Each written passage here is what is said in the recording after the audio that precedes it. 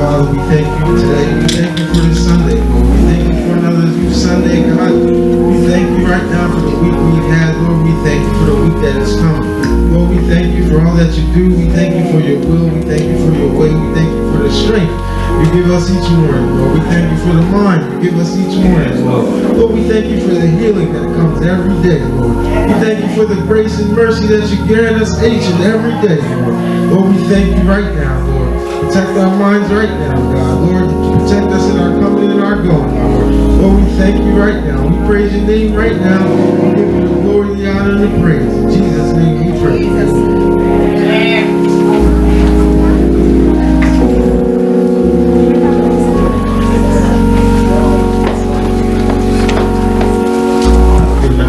Thank God for life, health, and strength. I thank God for another Youth Sunday. I thank God for everybody just being in the house today. I thank those that brought the guests with them. Keep on, and the blessing is in the present. All right. God, I thank God for being here. I always turn down the chance to speak because of what it takes to get ready to prepare. So every time everybody asks me, I always say no. I always say no. You try to get others to speak. I don't know about you, but it's hard trying to plan the service and speak at the same time. But I give an honor to God. I thank God for the opportunity. I thank God for Pastor Schwartz, First Lady Schwartz, Bishop Schwartz, Bishop Hunter Schwartz. I thank God for them. I thank God for missionaries, my saints and friends, the evangelists on today, the teachers, the missionaries, the elders, the ministers, in the mission. I said missionaries, but I thank God for everybody on today. I'm gonna try not to be before you long because I anticipated my dad would talk 15 minutes before I got up. I factored that into what I was doing. I got one joke probably. So I think I'm not joking. But, I thank God for all the doors He's opening at work. Every time I turn around, something else is coming up, and they try to bless me with something. But it's been a good year. Classes, my students have been good. We got a good group this year, and I got ESP of the year, which came with a free day off. It's like my hardest year mentally and spiritually has been my blessing. It's been the blessing year in the natural.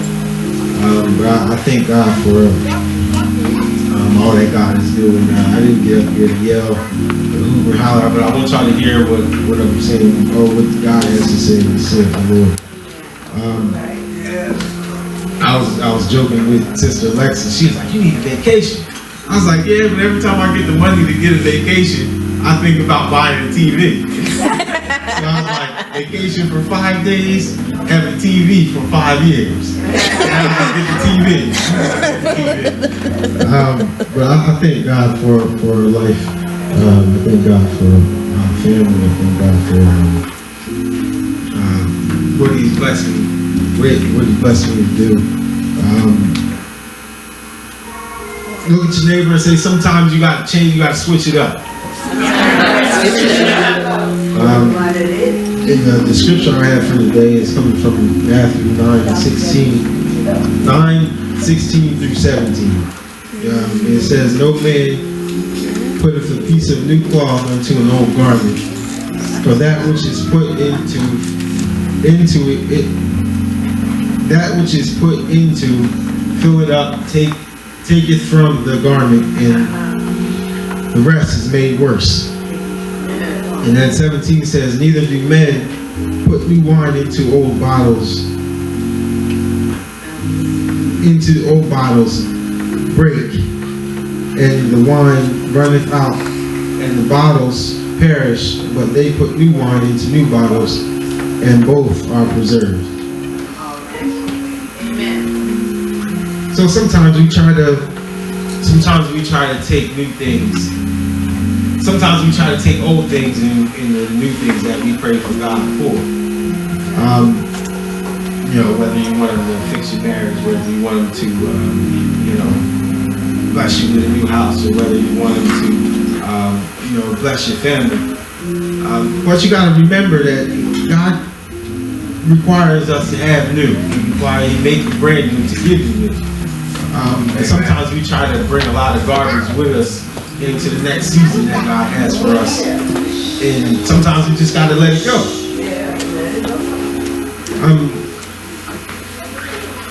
Now listen, the scripture is a parable. When you read the book of Matthew, God deals in parables. And if you're not paying attention, you can miss what he's saying. Now my degree was in English, so I had the chance to really get to dissect a lot of crazy stuff. That way I can get understanding. My Bible reading got better. Once I started to do these things in my degree, that's when I went from the fiction Bible into I could just read the regular Bible without being confused with what was going on and not taking out of context what the scripture was saying in that book specifically. So what Jesus is saying here, he's saying to the disciples, he's telling them that you can't put new things into old things, and you can't take something worn and make it brand new. You just got to go brand new all the way. It's got to be new. So you may ask yourself the question, how does that translate into the natural life? How does that translate into what we're doing right now? And a lot of times in the school, we deal with parents that want to see a change in their children. Whether the kid is acting up at home, or whether the child isn't doing what they're supposed to do even for a brief time, they want to see a change in their kid, but they're not doing anything to the atmosphere that the kid is around all day, every day, in order to help that change. So they're trying to see that they're expecting something new, but they're doing the same thing every day. And where that makes sense is where you have, and I'll stick with the parents because we have children. We'll have I work in a behavior detention room, behavior disorder room. So we deal with behavioral issues all day, every day. Now, in order to, the biggest changes we see in the kids is when the parents get involved. That way they get double the positivity, and they get double the behavior adjustments as they get older. Because then we have them for 8 hours a day, and then they go home, and they get home for the rest of their time, and then they go to sleep for a couple hours. So they're with their parents more than they're with us. And believe it or not, a lot of the parents come in, they want to blame, and the kid has to get a consequence or something goes wrong. A lot of the parents come in, they want to blame the school for what's not being done. Now, there's things that go on like bullying and stuff. School should be on top of that stuff. But as far as the overall well-being of the kid, we see the kid for 8 hours a day. They come in the morning, they go from period 1 to period 8, or however this school is set up, and then they go home. They catch the bus and then they go home. The problems that we deal with in the school, the drama that we deal with in the school doesn't get there until the kids get there. Because believe it or not, when we all check in, we all greet each other, we all say, hello, how you doing? Everybody's positive, everybody's, saying hi, how you doing? And the school is real peaceful, it's real quiet. But then when the bell rings, 7:10 comes, kids get like in the building, all the noise comes. Kids with their friends, so that's normal. Even every now and then, sometimes we'll even get a fight early in the morning. And if you're not ready, you might get knocked over. So you're dealing with those things in the education system, and then you're dealing with those things once the kids get into the building, and then you gotta be able to have your structure, and you gotta be able to hold sound to the structure. And when we talk to the parents, we try to do the exact. When we talk to the parents and they expect a certain behavior, we work with them. Certain things that we can do, we do, and certain things that we're not allowed to do, we don't do. There's a lot of things, a lot of rules. It takes a good parent to understand and to know the regulations of the school district that you're in. Because a lot of things that parents would like us to do, by law, we can't do them. What are those laws? You can't put your hands on a kid. You can't say certain things to a kid. You can't tell a kid. You can have consequences and you can have regulations and restrictions, but you can't really, it's certain ways that you can put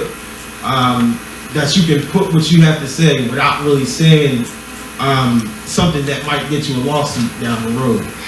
So it's so many laws and litigations now placed upon teachers because that minors are minors and they're not in charge of themselves. So even when they come to school, if you have to go any further, you give a kid consequence, you have to talk to the parent before you proceed further. Otherwise, the school can get sued. So I spent the first 2 years maybe going through the laws and regulations of the school system, what I could do, what I couldn't do. Because when you're dealing with behavioral disorder kids, they might actually want to fight you one day. They might actually want to throw a fist. Depending, so a lot of the school stuff now is set up so that you will never have to get to that point. You train so you could de-escalate the situation. You train so you can, you don't know your way of escape. They tell you to escape before you try to break anything up. But the reality is so many rules now being placed on us as teachers to where our hands are being tied. To where if your kid get into a scuffle at school, then they're gonna just have to fight their way through. Because it's easier to get out of the situation because we know we don't get paid or processed to break up fights. That's right. So teachers don't have to break up fights. That's something that became a myth that developed over years. Some teachers take the courtesy to protect the kids to break up the fights, but they say if we break up a fight and get hurt, we're on our own with insurance, with everything. So if you don't have insurance or you're not covered and you break your leg trying to break up a fight, you're on your own. So then, and the reason why I go through all that is because then we get parents that come in and they say, well, it's the school's fault. Or the school should be doing this that way to protect the rights of my child, but all the rights now are set up for the kids.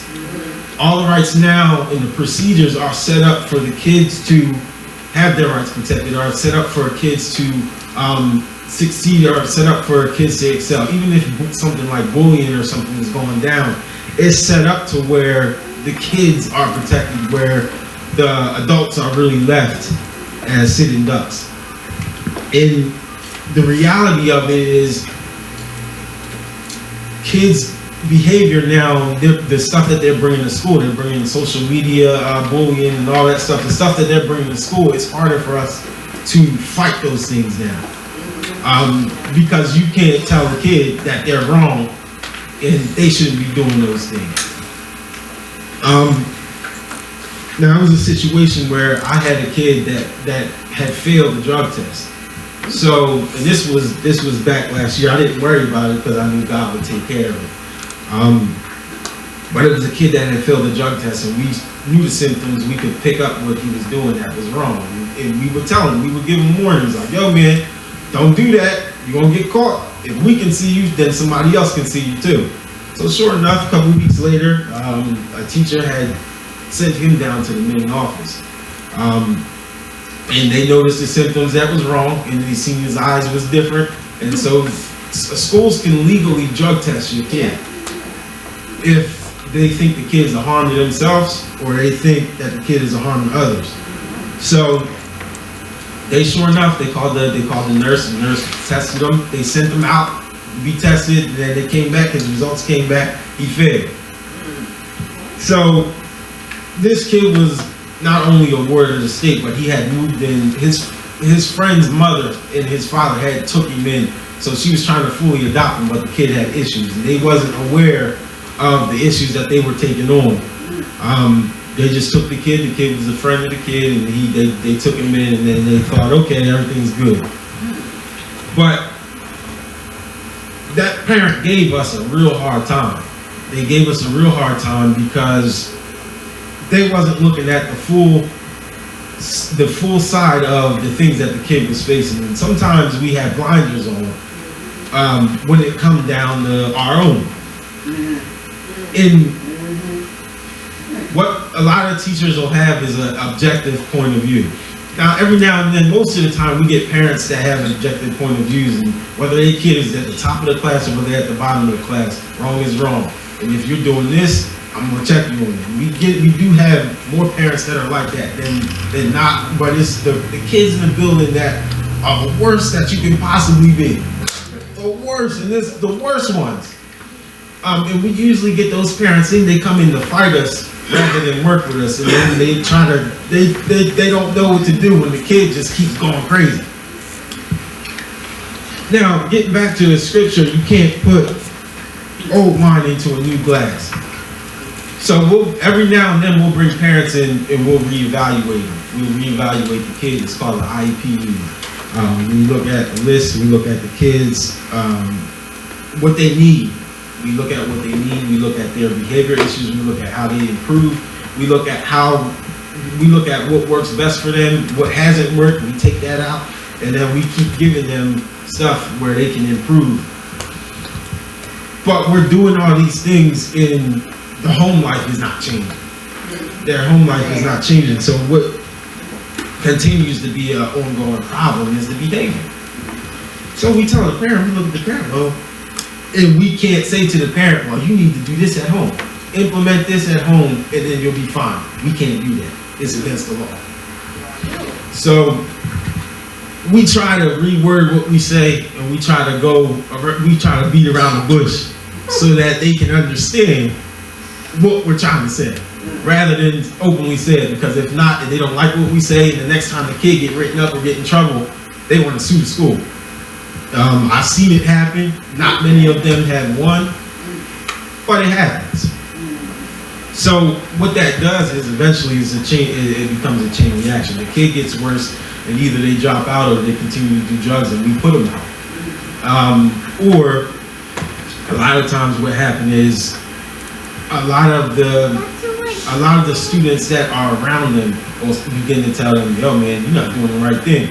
You're gonna get kicked out, man. That's what's gonna happen. And sure enough, it happens, and then we'll see the parent within the surrounding township, and then the cops will come up and tell us, and they'll say, so-and-so's parent got arrested the other day, and the student was with him because they was out trying to rob a house. And a lot of the stuff that the kids are in, the parents are involved in, so we watch, and we coordinate with the police with a lot of things, because a lot of the problems that go on in the township aren't kids that are in our room. So sometimes if you want to see the change, then you got to be the change that you want to be. That's a cliche. You hear that change, you hear that all the time. Politicians get up, they say, everybody wants to see change, but nobody wants to contribute to the change. Everybody wants to talk about changing, but nobody actually wants to change. And that's where the problem is people are talking these things, but they're not doing these things. In the scripture, it says, no man putteth a piece of new cloth onto an old garment. Don't take what's bad and keep trying to make it new. Just go ahead and get new. Just be new. Just be transformed. By the renewing of your spirit and the renewing of your mind. God works from the inside out. He works from the inside out. Your marriage, working on these things, and I'm not married, so I can't really speak to married people. I don't know. But a lot of times we get involved in relationships that, and the biggest, what's the right word? The craziest thing I experienced when I was growing up is dating when you're young. Dating when you're young. It's different. It changes when you get to a certain age, because you're looking for different things. You expect different things. You have different rules, and not different rules, but you have a different level of respect for yourself when you at a certain age. But and sometimes it can be a blessing, but I say it was a curse. That when I was younger, I I was thinking that way anyway. So I'm just like, nah, man, you gotta be responsible. Find you a nice girl, you do the right things, and then you do it like that. But a lot of the times at that age, when you in your teenage years, them girls ain't thinking about that. And the young boys, some of the young boys ain't thinking about that. They want to do whatever they want to do and then have to be in a relationship. High school is probably one of the most trying times to try to date. Because ain't nobody in their right mind in your brain ain't even fully developed. So that was my gift and my curse at the same time. It was a gift because I wasn't out there. I wasn't doing whatever I wanted to do. I was protecting myself. I was protecting what God gave me, and I was moving according to that. And girls like me now. There was a lot of girls that liked me, but they didn't like me for the right reasons. So I couldn't take them on during that time. And as I got older, then yeah, I would date around a little bit. I would talk to girls and stuff like that. But it was only but so far I was willing to go before I was like, all right, I gotta go. Because I can't. I gotta go. Because then you have responsibility. As a man, you have a responsibility. Amen. Those responsibilities grow as you get older. So, I'm not going to be the first one to be like, oh, I'm going to walk away from my responsibilities to myself and to the church to have what I want. I'm not going to do that. I'm not going to do that. They got to be able to accept who I am and my responsibility that I have. And even though sometimes I get down about it, it's still something that I can't run away from. It's just what it is. But getting back to wanting new things, you can't put old things in a new glass. A lot of the women out there want a safe thug. Think about it. Think about it. A lot of the women out there, they want not all of them. Not all of them. It's nice young girls out there that want the right thing. I'm not saying that doesn't exist. But a lot of girls now are looking for the thug turn right. Which it can happen, but the likeliness, and what I mean by that is that certain things is instilled in you as a young man. Certain things get instilled in you as you're coming up. So when I was in high school, a lot of what the young men was doing in high school, and the ones that I know personally, they're kind of worse now.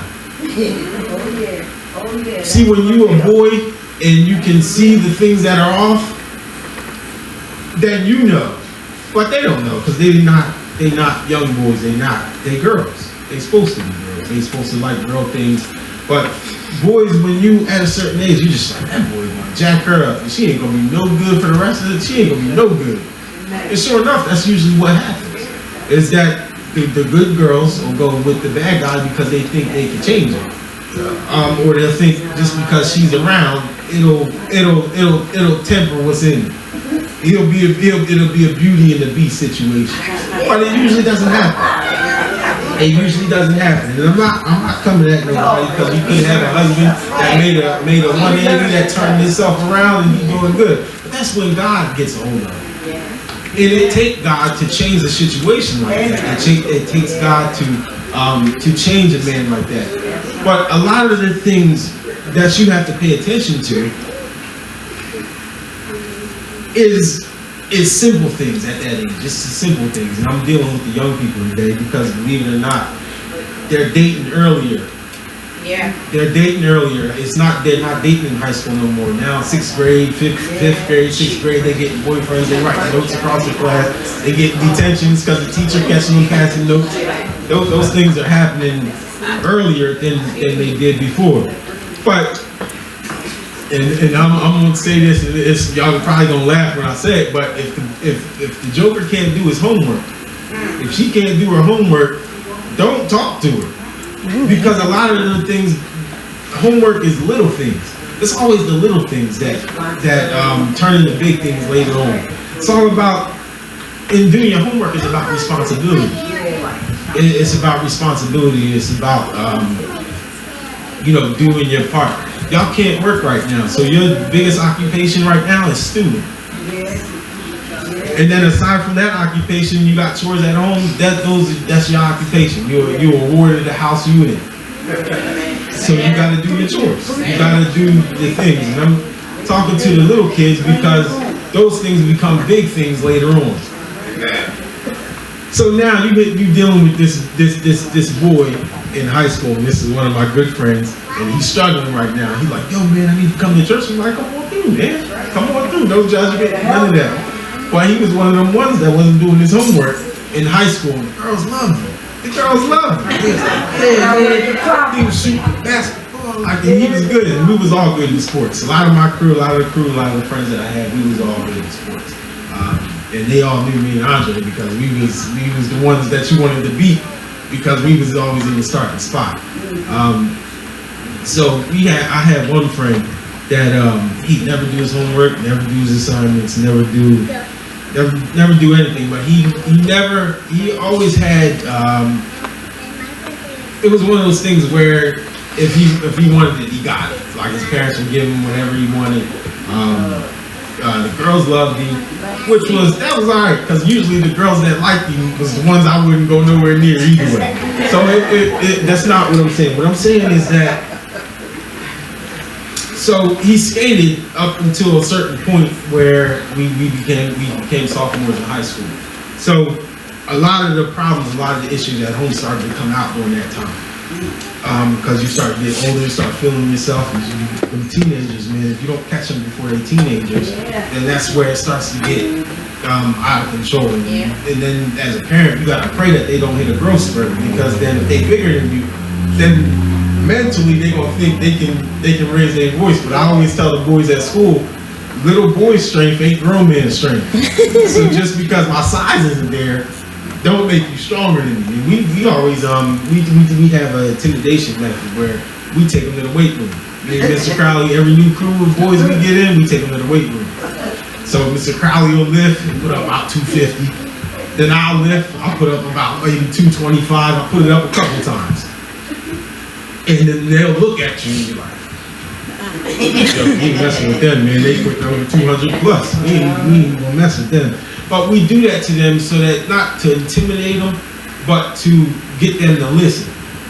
And to get them to get down to a level where, all right, Mr. Schwartz and Mr. Crowley, they don't mean no harm. They just, they want to do the right things for us. Because at a point in time, they're going to try us. And what we do is we don't disrespect them, or we don't talk crazy to them, but we make them think that we're crazy. We would never put our hands on any of them, but we make them think that we would. And usually the ones that get the idea, usually the ones that can understand what we're doing, are usually the ones that graduate and they do well once they get out. They had the behavior issues, but then they get better over time. We had one kid, his name was Naquan Riggs. They wasn't sure about him freshman year, but we got him. And he was tough, man. They was going to kick him out of school one time, but we put our necks out on the line for him. And he was like, nope, give him a little more time, and he'll get there. Sure enough, his second year, the end of his sophomore year, he started to get his mind together. He was like, man, what was I doing? What was I doing? And then we was tough on him. And his parents came in one day and said, Mr. Schwartz, Mr. Crowley, y'all do whatever y'all need to do to get him together. Because I can't control him at home, but I know he listens to y'all and y'all can get him here. I'll do what I need to do at home, but I want y'all to work with him. So he was in the process of getting himself together, and this was his sophomore year, and then the girl started coming by the class looking for Nate. So I'm like, all right, I'm gonna have to tell this girl that this is not a good idea. Not right now. Not right now. So Nate was like, yo, man. She had came by the room one time, and I pulled her aside, and I talked to her. I said, look, and believe it or not, this girl was probably top 10 of the class. And then my room is, we at the bottom. So I'm like, look, I know you like him, and you would be a good influence for him, but give him some time. I didn't tell her no. I just said, give him some time. Give him some time, because at the state he's in now, he's going to take you with him. He's going to take you down with him. So you got to give him some time. But you know, the girls like the bad boys at that age. At that age, just like they ain't listening to their parents. But I love him and I'm like, look. And so what wound up happening was they would get together at lunchtime. So we a couple of days had passed. She wouldn't come out of the room no more. They would get together at lunchtime. So at one point, the dad calls the school. The girl's father calls the school. And this is still Nate. The girl's father calls the school. And the principal comes down to us and is like, yo, man, what's going on with this? What's going on with this girl and this boy? Dad's calling me, telling me to keep his door away from the kid. I was like, look, we don't police relationships. We don't do that. But I told her that he's not ready yet. So wherever they getting together after this point in time is not out of our control. I was like, that's the story. That's what's going on. He's like, all right, man, just keep an eye on it for me because we don't need nothing going down up in here. It's like, all right, cool. So you know, the years went on, and Nate now is a senior, but he messed up so bad his senior year. He messed up so bad his freshman year to where he had to repeat a year. But during that time and during that process, we was able to deal with Nate not like a child anymore, not like, oh, he's a baby. Nah, we started dealing with him as a man about to go into the workforce. And that's how we dealt with him. So after a certain period of time, Nate started to want to make a change. He started to want, and he had sat down with Mr. Crowley, and then Mr. Crowley had called us into the office, and he was like, Nate, tell Mr. Schwartz what you just told me. He was like, man, I want to make a change. Like, I want to do, he's like, I want to do this with my life. I want to go this way, and I want to move in this direction, and that's what I want to do with my life after I graduate. And so he was asking us, he was talking to us about what he needed to do in order to make that dream a reality. So we was like, all right, these are the things that you need to do. And we flat out told him, like, you're going to have to repeat the year because you messed up so bad your freshman year to where we got to keep you another year. But this dream right here is still viable. And then he was like, all right. And mind you, Nate's about 6'5". He's built like a string bean. But he's very athletic, and if you've seen him on the street, you would never even know that he was a behavioral problem. But we started to dig more into Nate's past, and come to find out, his parents didn't have much money. His dad wasn't really around, so sometimes he would get passed back and forth between his aunts and uncles because that was his stable environment. And his mom would work all the time, so he would be by himself with a lot of the younger siblings, which is fine when your parent has to work, but at the same time is when does that kid get to have a development that's normal for a certain stretch of time until he's able to do what he needs to do with his life. So Nate realized that he had to transform in order to get to the promises that he wanted to fulfill in his life. And he knew that it would take he knew that it would take people in a higher spot, and he knew that it would take somebody different. Now, ever since that time, we didn't have no referrals for him over the next 2 or 3 years, no referral consequences, no disciplinary instructions, none of that. So Nate was changing. And we knew that he was changing. So we would, whenever he would get a certain mark on his test, we'd reward him. We buy him pizza. Because the biggest reward in that room, what I noticed, is food. The biggest reward is food because a lot of those kids, they don't eat. He was so skinny because he wasn't eating all the time. So when he would do well, we would get smorgasbords. We were like, yo, Nate, where you want to eat? McDonald's. All right, that's not this bad for you. He's like, I don't care. I want McDonald's. All right. So he would come back from class. It would be mountains of cheeseburgers, and only he would be able to eat. It was just his. We wouldn't let the kids touch it. It was just his. And one time we bought him 2 boxes of pizza. He said, I want pizza. I was like, all right. You get a 92 on this test, I get you pizza. So we bought him 2 boxes. He was like, it's just yours. You don't gotta share it. You don't gotta share with nobody unless you want to. So a lot of those times we went through those phases with him, and he wouldn't share because we told him he didn't have to. But as he got older, as he started maturing, as he started getting it together, he would eat his fill, and then he would look to his classmates and say, "Come on, y'all, can get some of this."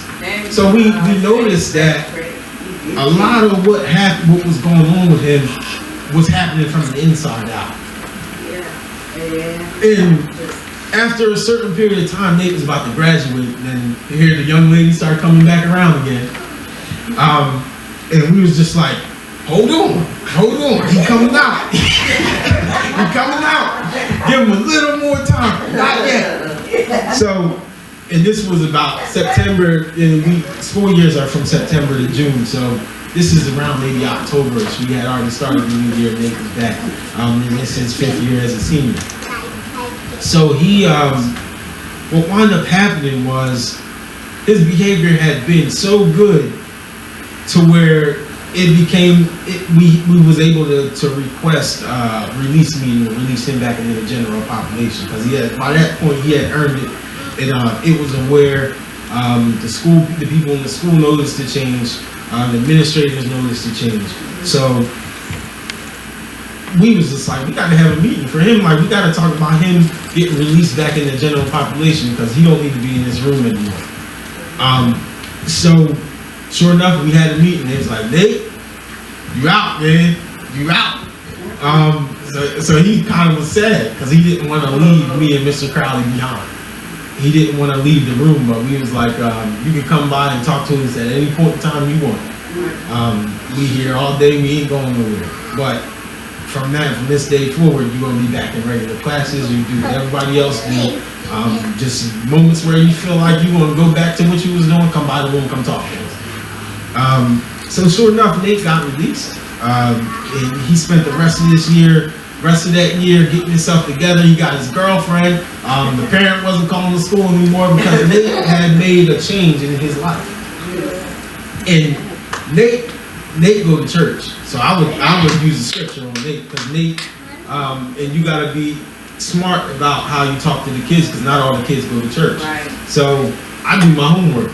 I find out who their parents is and who their relatives are, and then once I know that they go to church, but those are the kids that make the change. They're the kids that put the work in. So, you know, it's about 3 years after school. Nate's still dating a girl. He's not only is he doing well, but he's working as he wanted to get into the hotel chain.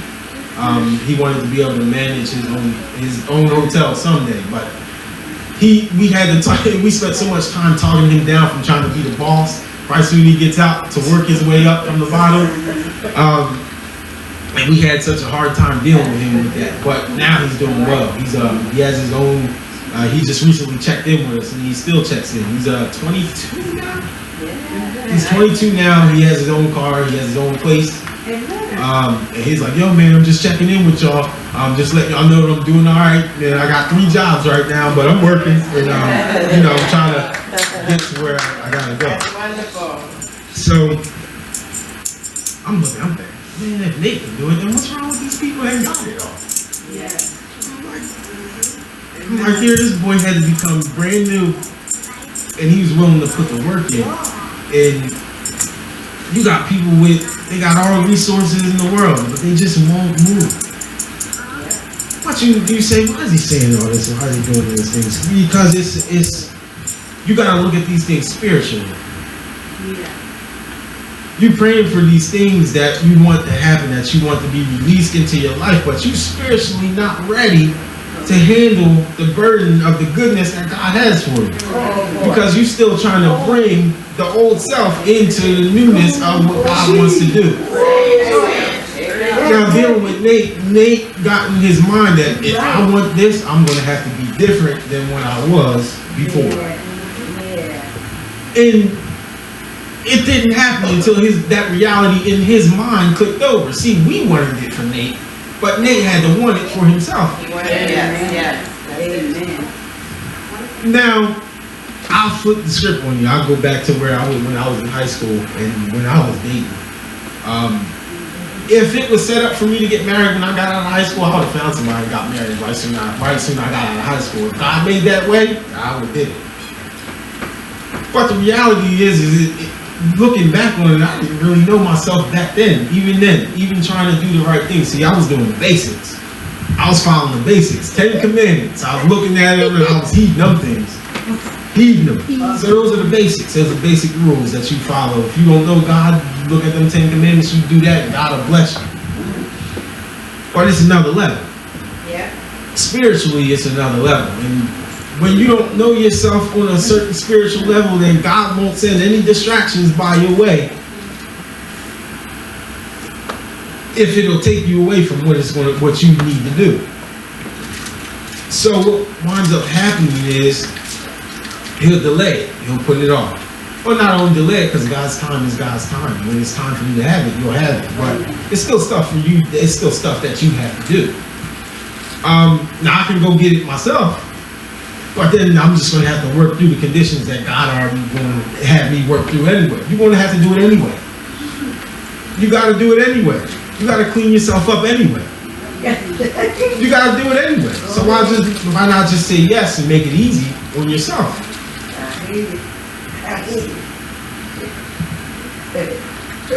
In order to be transformed, you got to submit. And when you submit to God, you got to go through the cleanup process, because God's not going to take the new wine and put it right. He's not going to take the new wine and put it in the old glass. You say, Lord, bless me right here. I'll do what you want me to do. Nah, because you're going to mess that up too. So it's the reality that has to click over in your mind. So when you read that scripture, it goes so many different ways. Even if you somebody that's there yet and what you're waiting for may not be there, keep on going. Amen. Keep the process going. Yeah. Because sometimes it ain't even your fault. Sometimes it's not your fault. Sometimes what you waiting and praying for God for ain't ready yet. So I'll never forget it. Pastor Ben Stevens, and he was the president, and I don't know if he still is, but he was the president for the South Jersey jurisdiction, not South Jersey jurisdiction, the AIM chairman of East Region. And I'm a little biased, but I liked him the best. Aside when Dillard left, we had a couple of presidents in between there, but I liked him the best because he would bring things down to where you would understand what he was saying, and you didn't have to ask any more questions of what he was saying. He would just keep it straight up, and then he would say it with a smile on his face. He was like, he said he dealt with one Sunday he dealt with young people in relationships, and what he said was, either you not ready or she not ready. And then he said, but God will do it, but all three of y'all gotta be ready. God gotta be ready, she gotta be ready, and you gotta be ready. So a lot of the times we pray, and even if we got like a wayward partner, like they just, I don't know, some people hit a certain age and they just go nuts. But sometimes it's not, but those marriages and stuff is not easy. It's not, you know, they don't say it's gonna be easy, but they say as long as God is in it, you'll be all right. It'll work. It'll work. Yeah. But you gotta keep God in it. You gotta keep God first. But some of y'all might be like, oh, I didn't even do nothing, and they acting like this. Like I didn't even do nothing. But sometimes God will allow something just to get your prayer where He wants your prayer. God is like that. He'll allow certain things, and He'll put you in a place where it's just like you don't got nothing to do but pray. But that saying still, that scripture still holds true. God don't put new wine in an old glass. He don't take the old glass and put the new wine in it. He wait until that part is till he's able to work with that part. And that's what he does. And then once it's ready, then he blesses it. And then he just keep on going. But it has to be transformed. It has to be renewed. It has to be elevated. And I'm talking this because I want y'all to understand. I talk a lot to myself. I talk a lot to myself, and the students know when Schwartz is talking to himself, that means he dealing with some things. And they be like, all right, yo, Schwartz ain't gonna bother us right now. Yo, let's go up to the front of the room and do what we gotta do, because Schwartz back there, he's dealing with some things. and they know what it is. They know either it's God talking to me or I'm about to read my word, and they don't bother. They don't even ask me for a pen or a pencil. They just go to the front, they do their thing, and then they talk to me if it's important enough, they talk to me after. But a lot of those things you gotta talk to yourself, and I'm objective with myself. And when I know myself isn't right, I tell myself you ain't right. Even sometimes when I know that I'm not doing the right thing naturally, but when I'm not in the right state of mind spiritually, when I feel like my spiritual man isn't right, I sit myself down. Ain't no need, my pastor ain't gotta sit me down. I sit myself down. And I think when people start to take objective views of themselves, I think they'll be all right. They'll be all right, because you got to be able to tell yourself when you're wrong. You got to be able to identify when your thinking is off. And I laughed. I'm going to say this and I'm going to sit down. I'm studying to be a school counselor, and I'm almost finished. But I learned about REBT therapy, REBT. It's a therapeutic technique where the counselor helps the client or the student think about the activating event, the behavior, and the consequences. And what it does, what it's designed to do, is it's designed to help you change negative thinking, maladaptive thinking. It helps you change the process of thinking. So you can have a more positive thinking process. So what it does is it's designed to help you think about, what's activating your negativity? What's activating your negative thoughts to get you to think the way that you do? Oh man, it's another day. Well, maybe, hopefully someday it'll change. You know what I mean? It's like, all right, so that would be an activating event. You're just down, you're depressed. You're thinking about the promises of the Lord, and they haven't happened yet. So you're down because they haven't happened yet. So that would be my activating event. The behavior cause you to be low, cause you to be not smiling as much, and cause you not to be as happy as you could be. And then people start to notice that stuff. And I'm not, and y'all see me sometimes, sometimes. And now the consequence, it's a consequence of you thinking that way. Consequence, well, you're gonna have a lot of energy, so you're not as energetic as you would be, or you're always tired all the time. So a lot of that stuff, understanding your thought process and having those thoughts, but the main part of the therapy point is to, all right, what you gonna do about it? What you gonna do about it? You ain't gonna stay down. So I'm like, all right, Bible time, prayer time. Because sometimes you gotta battle those feelings within yourself. You're your biggest worst enemy. It's not sister so-and-so down the street that's talking bad about you. That ain't gonna defeat you more than yourself would. And that's the devil's tactic. That's what he tries to do. He tries to get you to turn over on your own sword.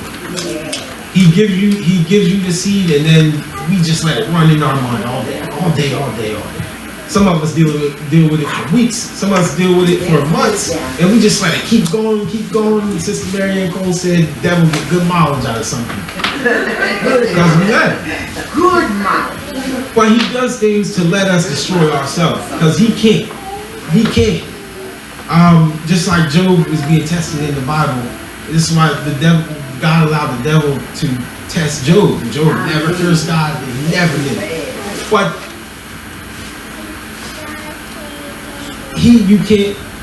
nobody can destroy you more than you can destroy yourself. So you gotta be able to understand your mind. You gotta ask God to help you understand your mind. You gotta ask God to help you to get through these things, because that which God has for you on the other side He needs you to leave the older stuff behind. Yes. Amen.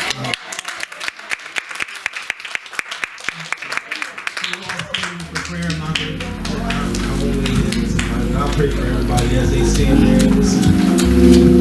Dear Heavenly Father, we thank you right now. Lord, we praise your name right now. Lord, we ask that you combat negative thoughts in our minds right now, Lord. Lord, we ask that you strengthen us for all that you would have for us, Lord. Lord, we ask that you would let the old things die and the new things be made into fruition, Lord. Lord, we ask that you continue to strengthen us in the vast and glory of your name, Lord. Lord, we ask that you would strengthen our bodies and our minds right now, Lord, that we may die in the flesh and grow in the spirit, Lord. Lord, we thank you right now in all that you do and all that you are, God. Lord, we ask that you touch every mind right now. Lord, we ask that you get rid of every negative perception right now, Lord. Lord, we ask that you bring forth the positive thoughts right now. Lord, we ask that you bring forth strength right now, God. Lord, we speak healing in the name of Jesus. We speak strength in the name of Jesus. We speak power in the name of Jesus. We speak joy in the name of Jesus. We speak direction in the name of Jesus. Lord, we thank you right now. We praise your name right now. Give you the glory right now. Lord, we ask in your name right now as you lead us. Lord, keep us and guide us each and every day. Protect us and watch over us. Continue to speak to us clearly as we can discern your voice. Lord, we thank you right now. We praise you right now. In your name we